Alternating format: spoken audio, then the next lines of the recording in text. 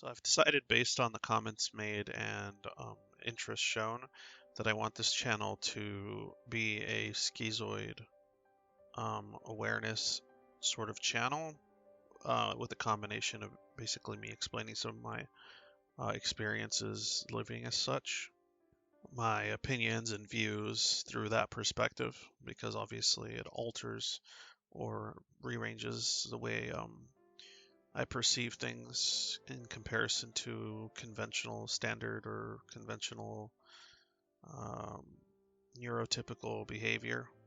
I've also been told by many people that they want to see someone like this talk about their experiences online because there really isn't a lot of us doing any kind of online work, either for awareness purposes or for just, just speaking on the matter at all, to be honest. I think this could be helpful for people that have similar personality disorders that, involve an aversion to social um, interactions. But it could also be useful for a lot of people who either have partners or friends that have similar personality disorders, and they'd like to understand a little further about what what their lived, I guess, experience is like. I'm guessing it could also be useful for people that are just curious, that want to know what schizoid is or what these kind of introverted personality disorders are like, just to have an example of it for personal reasons or for academic reasons. It doesn't matter to me. I mean, as long as they're getting something out of it, I'm getting something out of it. I'm enjoying being able to just kind of vent and discuss things um, through my lens and just listening to or reading the comments of others when they agree or disagree about something. That's interesting to me too. Helps pass the time as well as helps others pass the time, and I approve of that as well. So now that the boring stuff's out of the way, today I want to talk about Thanksgiving specifically, um, but just the act of getting together under a feast or meal as a kind of social event and how that might be perceived by someone like myself. I'm not saying that it's, not all schizoids are the same, just like not all people are the same in general. Your own experiences as any kind of introvert might be totally different. Your views. So this is just kind of my deal. If you end up enjoying what you're hearing, subscribe, like, tell anyone else that's interested in this sort of stuff or wants to hear these sort of commentaries about it. Post links, whatever you want to do. I just kind of want to get the word out as far as schizoid stuff goes, and it's not, like I said, not just schizoid, just kind of the whole um, PD affecting your view of the world and other people attempting to maybe understand why that is or what that's like on a more personal level. Moving on. So growing up, I have well, not vivid, but I have memories of Thanksgivings and Christmas dinners of many years past. None of them are positive. Generally, they're either indifferent or incredibly negative. As you may well know, Thanksgiving dinners are generally wrought with conflict or familial discourse that doesn't exactly go the way anyone initially intended. And sometimes it does if a fight was what you were looking for. So, for many of you, if you're anything like myself, you might have memories of people arguing about nonsense that you didn't understand why it was worth arguing about to begin with. Family members getting heated over um, either religious views or ideological positions, or sometimes like it's almost like it's always the time in which people like to bring up past mistakes, past indiscretions, and it's almost like a tradition to do so. during these like large family gatherings in which a meal is involved.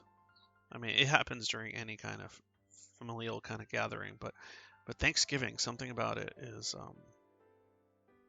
special, and its attraction toward family conflict for some reason that I still don't quite understand. I just know it's bothersome, and I generally, especially when I was younger, I would like try to come up with excuses to either leave the table early or feign sickness. Um, Anything that would get me out of the gathering or the eating type thing.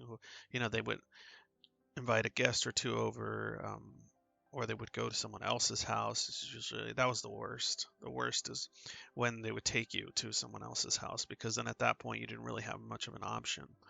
Um, you were kind of stuck at the table. You didn't have a room or anywhere to go to. You could always use the bathroom, which was fun, especially when conversations got heated or annoying or just really mundane or boring. A lot of fakeness is occurring.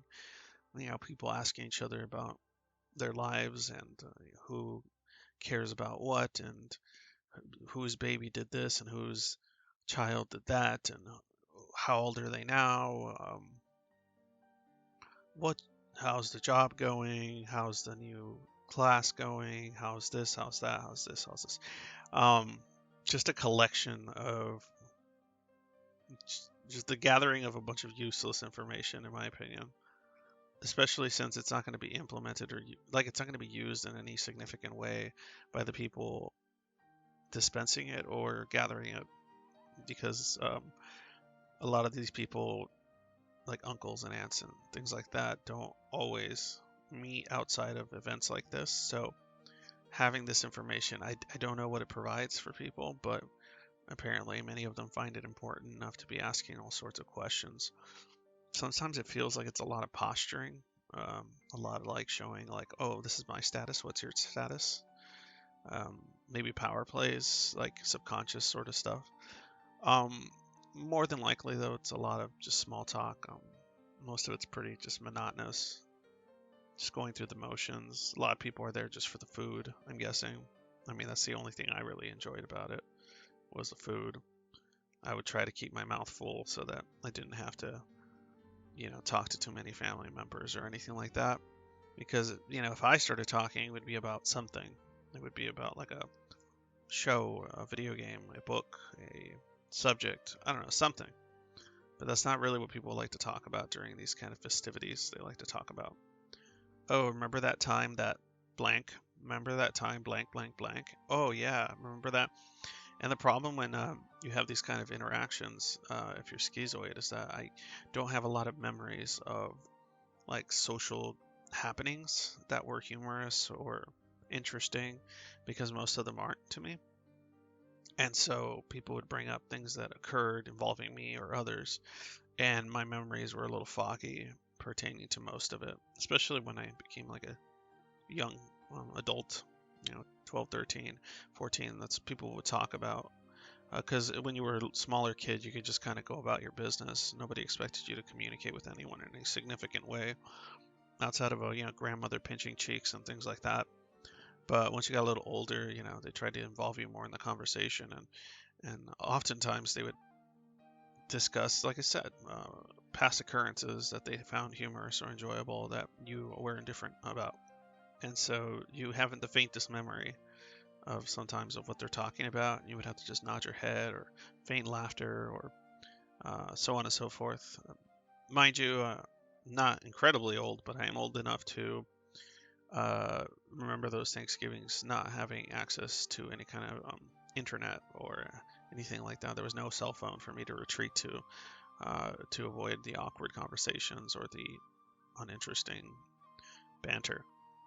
Um, so you can imagine the masking, the levels of masking that needed to occur during those little segments of holiday gatherings.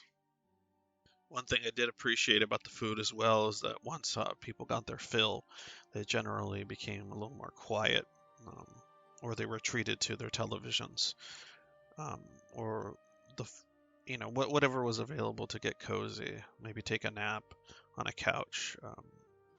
That was the part of Thanksgiving I liked because then you can just pretend that, oh, I'm so full, I'm sleepy because turkey makes you sleepy because of the tryptophan, right? So I'm gonna go sit on the couch and get cozy and go to sleep. Or read this magazine. Or, whatever. Even if you weren't sleepy, it was better just to relax and close your eyes than to have to converse with all the people around you. Um, that was far better. So that option was always really nice. It was the same thing with like Christmas dinners and things like that. You would just kind of retreat to a nice secluded spot. Or if you couldn't find a secluded spot, you would just cozy up in the nearest couch, or if there was a love seat, that'd be better because then you didn't have to sit next to anyone in particular. And it was nice. It was nice. You would just go to sleep or close your eyes, and nobody would really bother you because they just assume, oh, he's sleepy because of all the Thanksgiving food he ate, and that was perfect. I don't know how many of you did something similar. Um, Especially like I said, there was no cell phone for me to just disappear into temporarily. That's one thing I both dislike about this day and age because it's negatively impacting the attention spans of so many people. Um, the normies are having issues with just paying attention for 2 or 3 minutes at a time. Um, I don't really have too much of that problem, oddly enough, when it comes to like content and things like that. Even though the ADD kicks in so many other ways. Uh, it's it's hilarious to me that the attention span of most people has decreased significantly over time. The cell phones are definitely partially to blame for that one. I also remember getting very angry, frustrated with the conversations. It wasn't like I could just ignore that. It was just draining. You would get tired or cranky by the end of the day. You wanted to go home. I remember always bothering my parents about wanting to go home, maybe an hour or two into any kind of like gathering. Um, they chalked it up to just me being rude or impatient. I guess it was something else I didn't understand at the time. But yeah, I wanted to get out of there as quickly as possible. But because that wasn't, an available route, it would generally turn into something like either, cozying up with a book or sleeping, like I said. One of the greatest inventions known to man at the time was as I got a little older, the Game Boy, and then the Game Boy Advanced. Those devices, is handheld video game devices, were a lifesaver for me during anything like that. It was great.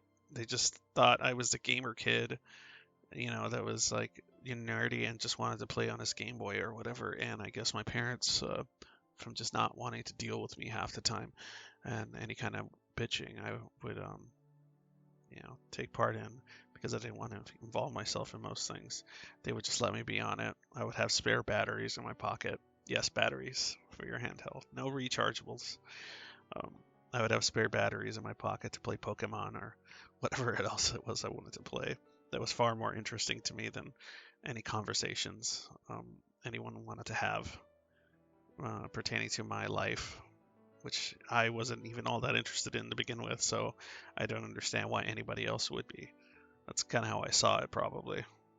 But yeah, the anger would just get a little crazy. Like, you know, I probably had some kind of weird, just, I used to like hit stuff, used to get angry at things, kick stuff. I would go outside and break something or, rip grass. I would do destructive things to kind of vent, to do something about the frustration. Because, when you're younger, you don't know where it's coming from. You don't understand um, why everything around you is bothering you so much and why you feel like you're just like weird and other people tell you that you are, or you say things that are inappropriately timed and they think you're being rude or um, just rude. That was often a word I would hear, rude, tactless, because I would say, "Oh, this is boring," or "I don't care about this," and I'd be like, "What? Oh, that's rude. How dare you? Leave." Or get over it. Or my parents would, put me in a corner and tell me, "You better start behaving," and stop acting like that, and so on and so forth, without ever asking why I was acting like that or what was causing it. Um, they weren't really interested in understanding my behavior. They were just interested in stopping any behavior that made them look bad or they were confused about. That's, I'm sure, the experience of a lot of people growing up uh, as a um, with some kind of a PD, and then having a neurotypical parents that just weren't figuring out what it was that was going on with you. Though it was beyond just being rude or average young or teen apathy. If you've stuck around this long in my little ramble, I appreciate it. Thanks. Try to stick around a little longer if you can. Sorry if this gets a little, boring or whatever. But any of you that relate to any of this, I doubt you find it boring. I'm sure. I'm sure some of you are getting a chuckle or two out of just all that just pointless garbage that you would have to listen to during those reunions or gatherings or whatever. That action alone was confusing to me, and it still is. I mean, I can get it on almost like a almost anthropological level, like why people do these sort of tribal gatherings of food and feast and things like that. But I just don't understand why it requires a meal in order to get people to come together and have a discussion. Or that's so strange to me because it seems almost as if people don't want to have discussions, and so they need an excuse. Like they want to, but they don't want to just say, "Hey, let's sit at a table and talk," because that would be awkward, right? Somehow, in comparison to sitting at a table with food and then talking, you would think it would be kind of counterproductive because now you have food going into people's mouths, and so they can't talk at certain points, and they can at others. So I don't understand why eating a meal is why it makes it a good reason to start having discussions. And then they tell you not to talk with your mouth full, but it's so strange. And then there's etiquette involved and how to eat and so on and so forth, how to pass things.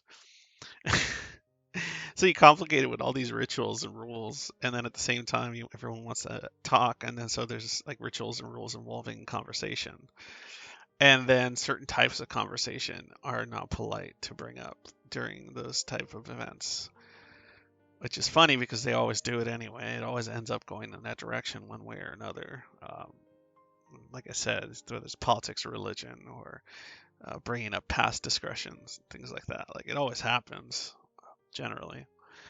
People get drunk, and so things get a little heated sometimes too. I remember my own parents, having wine and beers and things like that. Things coming up that were beyond my understanding as a young person, or uncles and aunts arguing about this or that. And it's funny is as I know people that have probably experienced as such and remember vividly those arguments, and maybe they found them traumatic in that sense, but I didn't find those arguments necessarily traumatic or any kind of shit flinging that was occurring at the dinner table. I more found it frustrating and angering, and I started resenting people more for just being the way they were. Like, why are you behaving this way? Like, what is this? Can't we just eat and shut the fuck up? Like, that's what was going through my head. Like, let's just eat the food and be quiet. Why do I have to do all? Why do you guys always have to fight and do all this stupid shit?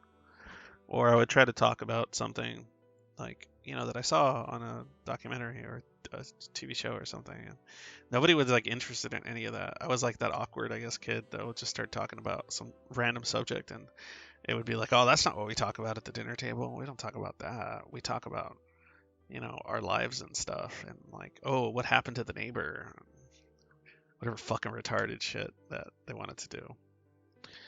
Uh, I just couldn't handle it. I couldn't handle it. I still can't handle it that great. But any kind of frustrations are now under control. Like I don't get as because I know what it is. I know that they're behaving in a neurotypical fashion, and my behavior is a little off kilter. So I kind of have to be patient with the world around me. I don't really have a choice. Otherwise, I might pull out my hair and have a stroke or something. The worst though, the fucking worst was when the food wasn't good. Like, because there was times where you would, go to a Thanksgiving at somebody else's house, a friend's house, or your family got invited to someone else. It wasn't even necessarily like a big old family gathering. Sometimes it would be like coworkers or something of my father, and they would go eat to their house and have Thanksgiving dinner with their family, and so the families would commingle, and so I had to deal with their children, and I would be, around the same age or the other teenage kids or tweens or whatever. That was fucking really weird because then that required the same kind of interactions I had to fake at school, but now I have to do it outside of school, and that made it extra shitty. Um, but man, when the food was bad, oh god damn, nothing pissed me off more because that was the only good thing coming out of this stupid Thanksgiving bullshit. Like it would be, I want to have a good turkey and yams and mashed potatoes and gravy, and you go to someone else's house, and my own mother, when she would make this stuff, it came out pretty good. She did something I didn't like, which was like I forgot what it was. She put a certain ingredient in the turkey that everyone seemed to like, but I was not fond of um, at all. I didn't like the flavor. I don't know if it involved artichokes. I can't remember. I just did not like the flavor. So I like Thanksgiving at home because I could kind of retreat into my room at some point. But I like Thanksgiving abroad because it meant the turkey might be good. But when it was abroad and then the food sucked, like the turkey was dry or the potatoes sucked or the gravy was like that powdered shit that you buy at the store, like it wasn't even like homemade gravy. And then they had like, not to shit on like the canned cranberries or whatever, those could be kind of good, but man, like when it was just a combination of like really mediocre garbage, and then at the same time you had to be at this fucking other person's house for hours on end. Man, that was the fucking worst. There's man, I would just get like so mad, like, and it was funny because it'd be like my parents would be confused as to why I was so angry about that the food wasn't good. Be like, don't say that about the food. That's rude. Don't don't say the food is bad. You can't say that. Even though they thought it might be bad or they didn't like it either. We might not be returning to that house next year. But I would get especially annoyed because that's all that was good about the gathering. I didn't like anything else about it. I didn't want to talk to my you know dad's coworkers, kids, or if it was family, my cousins, or any of that bullshit. Oh, the worst too is on my father's side, we'd have to go all the way to Las Vegas. I live in Cali, so we had to go to Vegas just to have, a family meal with them, and we'd stay the weekend or some dumb bullshit like that, which, God, oh, that was the worst. That was the absolute worst. If any of you remember just being dragged over the weekend at some other person's house, if you were schizoid or avoidant or anything like that, just introverted, highly introverted, man, that was hell on earth, and everyone else was just enjoying themselves or mad at somebody, but too distracted to be as miserable as you were. That's for sure. I would often fantasize about blowing up the turkey or putting some kind of fireworks in it, or maybe like I would fantasize about putting like some kind of sleep medication in people's food so they would all go to sleep and I can go sit by myself or something. Just like and then they would be somebody else's house, so they would be using the TV and they'd be playing whatever dumb fucking bullshit you didn't care about, and you'd be stuck watching either some soap opera bullshit or some kind of like whatever TV was on. I mean, we're talking 90s and shit. So, or yeah, so we got MTV and dumb ass music videos that I probably didn't want to watch and things like that. I never played the music I liked. I'm sure many of you remember that. It's just would always be the same dumb bullshit you didn't care about because it usually involved subject matter musically that you were just uninterested in or just didn't quite hit the note for you. Uh, Jumping to the modern day myself, I think about it differently now because I got to have it with my family, my wife, my kids. And same thing with the conversations that occur. It's the same stuff, people having their conversations about the stuff, about their lives and emotions or whatever they're feeling at the time, or what tragic news they heard that week that they want to, grieve over. You know, uh, that sort of stuff. I have a different perspective on it now. Obviously, after years of therapy and help, I see it, and maybe you don't see it that way, but maybe one day you will. I see it as, putting an emphasis on what not the content of what they're saying, but um, the interaction itself, and just seeing the people you care about have a good time. As long as everyone's having a good time, I can have a good time as well. I'll enjoy the food as much as I can if it's something I can enjoy, and the conversations, the content might not be interesting to me at all, but I like seeing my family be happy. I like seeing my family have a good time. I like seeing my kids have a good time. I like seeing people I care about, if there's friends involved or something like that, have a good time. They're enjoying their little neurotypical, not little, but their neurotypical interactions that they enjoy. And seeing them smile. I like to see them smile. Seeing them laugh. I like to hear them laugh. Um, I don't like to see them cry or argue, but I can sometimes find the humor in their arguments because they're so silly sometimes. So then I find humor in some of these things that don't make too much sense to me, these conversations. So and inside my head, I have a little, I find something interesting and funny about all of it, how nonsensical it all seems to me. Like I find a charm in it. And I think that's the key for a lot of this stuff, So, the next time you have like a Thanksgiving dinner you have to take part in, and you have either a family member. Well, if you're the person like myself, um, I know it's going to be hard. You're going to get through it. It's just as hellish as the last time probably for you. But if you manage to avoid it, um, well, I mean, I could say good on you, but you might eventually get to a point where you have to make a choice about either avoiding these things perpetually or having a family or doing something. Because if you ever have kids, if you don't have them, they might not be like you. They might not be. They might have different needs. So then you have to discipline yourself in being able to provide those needs for them and being around them.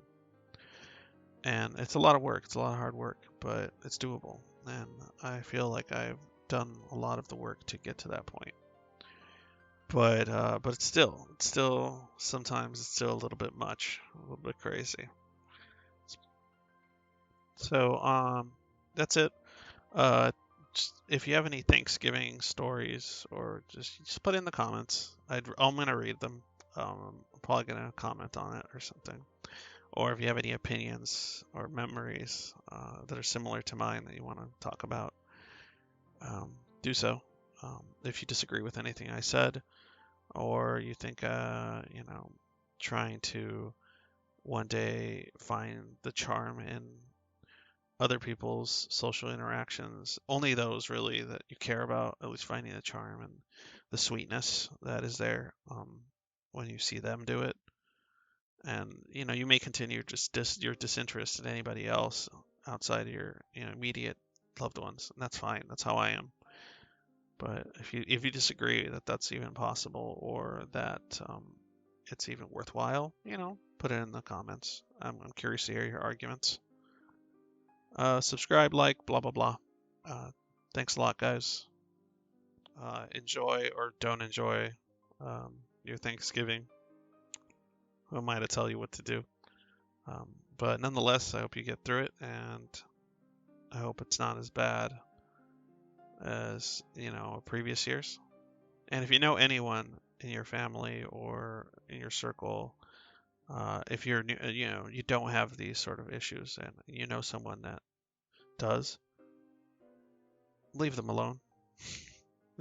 Don't ask them those questions. Don't be that person that bugs them. If you know they don't like to be bugged, that they don't want to just, if you know there's that awkward kid, let them be. Or if they do want to talk about something that isn't, the stuff that I mentioned, they want to talk about their Pokemon game or any card game or a book they're reading or something like that, give it a listen. Try to have a conversation with them about, what they're interested in, or an actual thing or subject. If they don't want to talk about, your day or any of that. So just keep that in mind. Okay, that's it.